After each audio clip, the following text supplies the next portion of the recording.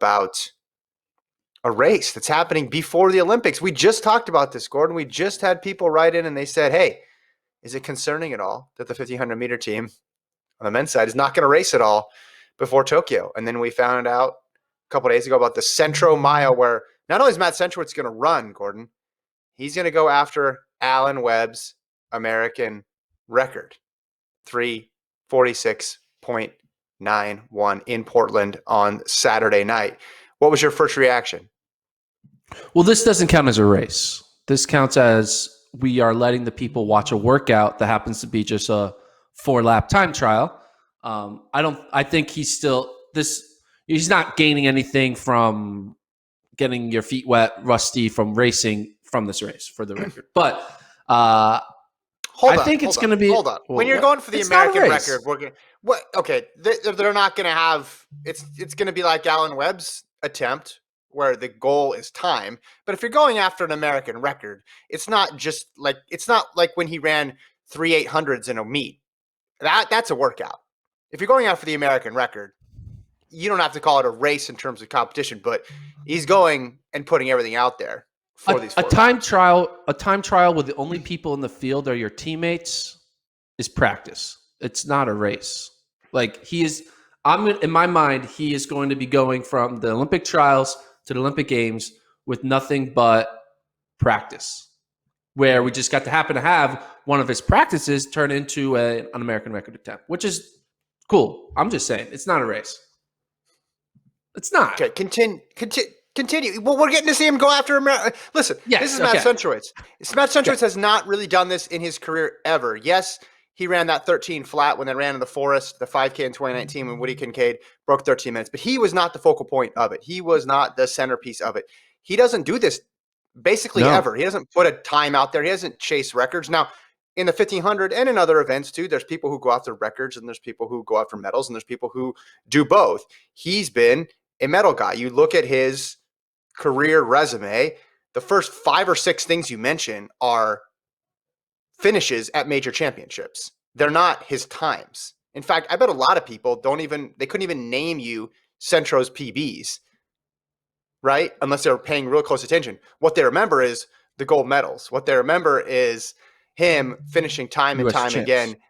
Yeah, his U.S. titles, his top 5 finishes at Olympics or World Championships. That's what people remember about Matt Centrowitz. So I think it's noteworthy in that regard that he's at least taken a shot at it, a big swing, and going after this American record. If you're curious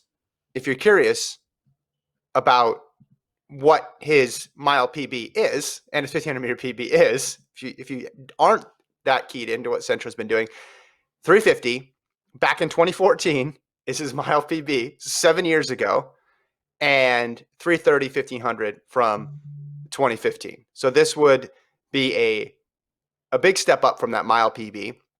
1,500, we'd say that converts to 347-ish, 347 high maybe. So in range of that. That was a Monaco 1,500 though.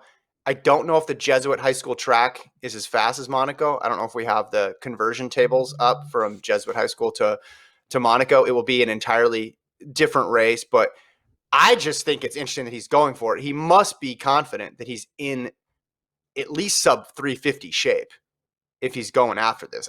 Centro is not the type of person who would just make up a record attempt out of thin air because he's literally never done it his entire career. Yeah, I mean, yeah. You have to think he 100% is sub 350 shape, and he wants to take advantage of it.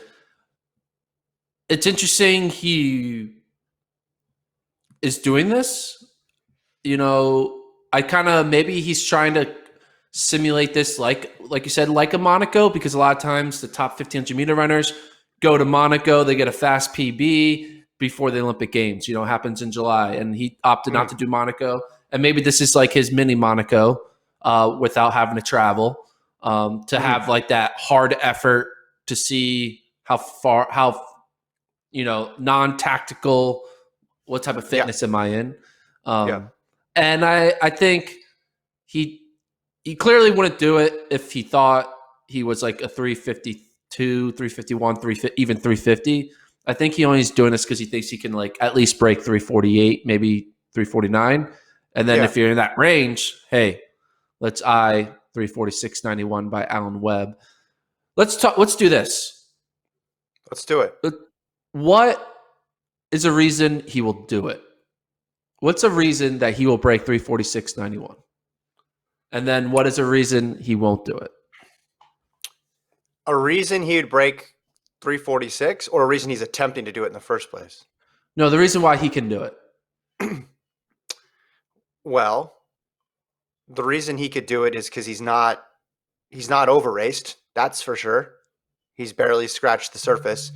I think when he ran that 3x800 race / workout, it's so funny when you look up his results page and you see the 3 results there, and you're just like, oh man, he ran a lot of 800s, and then you're like, oh no, they were all on June 9th. I think he said that tracked pretty well to what he's done in previous seasons.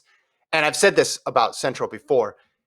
He knows the sport forwards and backwards. He knows his own performances forwards and backwards. So he's probably looking at something and comparing it to what shape he was in that 2014, 2015 range. Or I guess you could even say 2016, because the guy won the gold medal in 2016. And he's looking at what he did in terms of workouts in those 3 years. And he's saying something around that or faster than that is possible given my workouts. That would be the reason why. Yeah. I would say the reason why he would do it is this is the last thing this is the last carrot that he wants to get. He's already, as much as he wants to win the Olympics this year, he's already done it, right? Yeah. There's something different about winning your second Olympics than winning your first. And yeah. I just think this is one thing that he mentally will be super honed in and focused on. I think his loss at the trials didn't bother him that much. I think he recognized all right, cool. I lost one of the 10 that I've won, right? And I think his focus for this will be a lot stronger than I think his focus was for the Olympic trials, which is crazy to think. But I think because he's been through so many Olympic trials, so many U.S. top 3 finishes, his focus was there. But I think his focus was hey, all right, I should win. I want to win, but I'm going to be top 3 no matter what. And that's how that ran. Here, I think he recognizes, hey, I don't have many sub 350 attempts left in my career. I've said publicly, I feel like I'm in one of my best shapes of my life. So I might as well, this is one of my last chances here. And I think that is a reason. I think a mental factor of kind of going all in on his fitness near the end of his prime to try to get one last attempt at trying to have that top mark of breaking Alan Webb. And it makes sense too. When you look at Alan Webb's career and you look at Centro, I think when 20 years from now and you look at Alan Webb and Centro, we should be able to have Centro's PB should be faster than Alan Webb's. Well, you remember Centro's medals, and for Webb, you remember the times. But you brought up an interesting point there, which is, it's one of his last opportunities to do it. But he could do it after the Olympics. So I think it's interesting to note, why is he doing it before the Olympics? And I saw a tweet out there from Kieran O'Leonard, which I think is pretty accurate, basically saying Timothy Cheruiyot's in the 1500. So this 1500 is going to be fast. So it's going to require a big effort from the gun.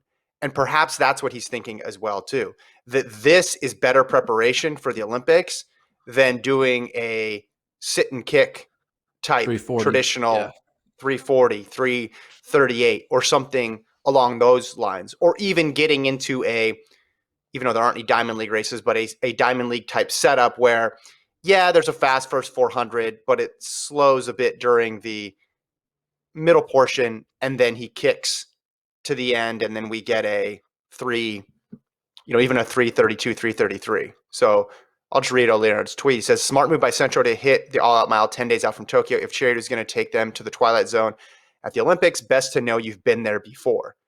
Getting your legs to turn over at that level, right? Otherwise, it's going to be a complete shock to the system. And if Cheruiyot goes out and runs, 330 pace or faster from the gun, Centro hasn't really touched on that this year. But with this attempt, he will.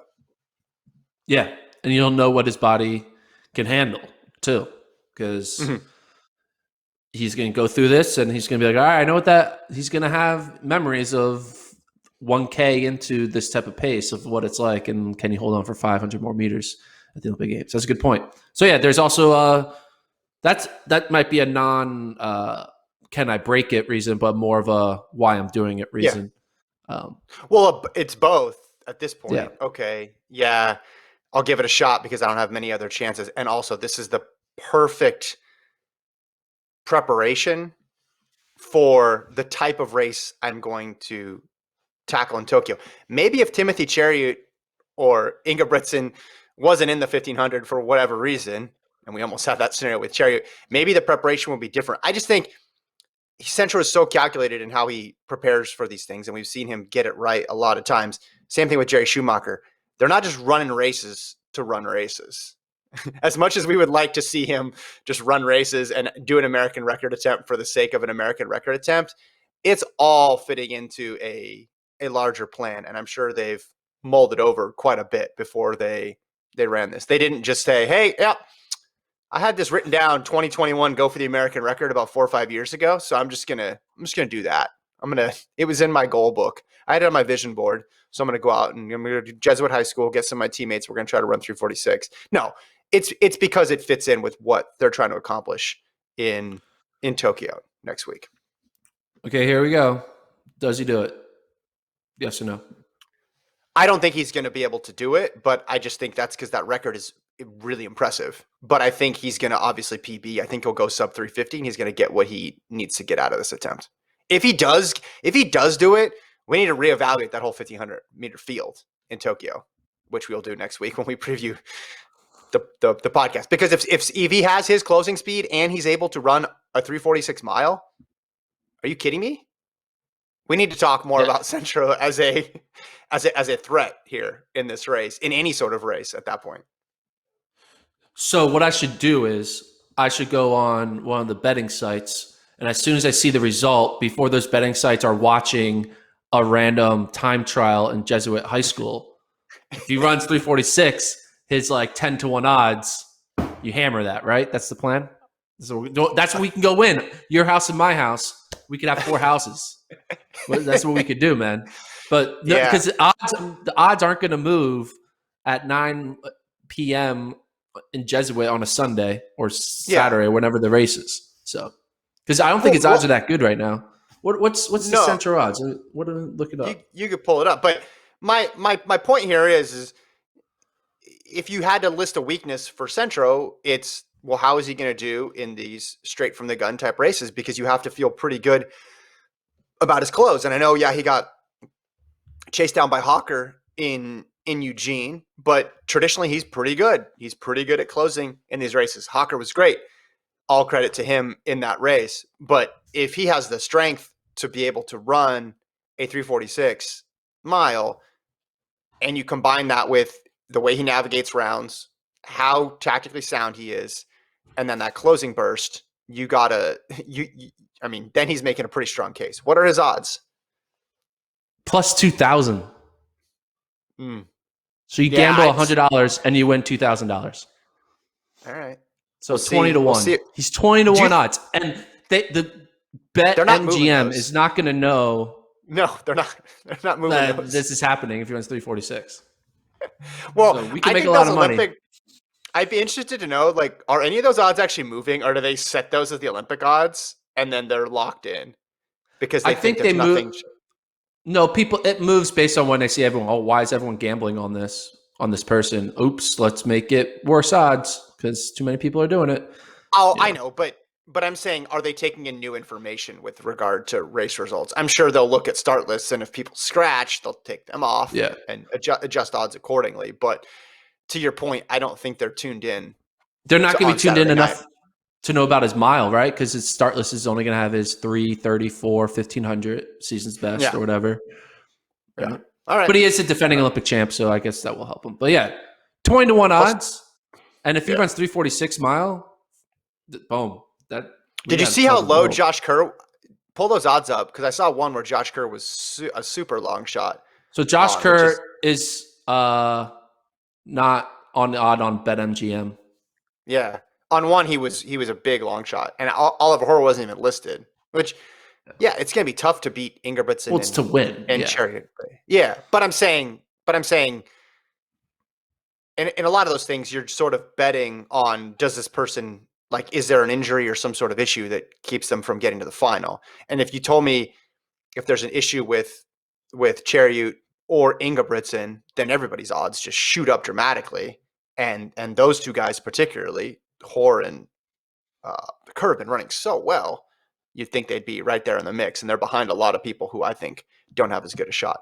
In any regard, we are going to preview right now the field events and the marathon for the Olympics. Thanks everybody for tuning in live on YouTube. If you got questions, comments, put them in the chat as we go.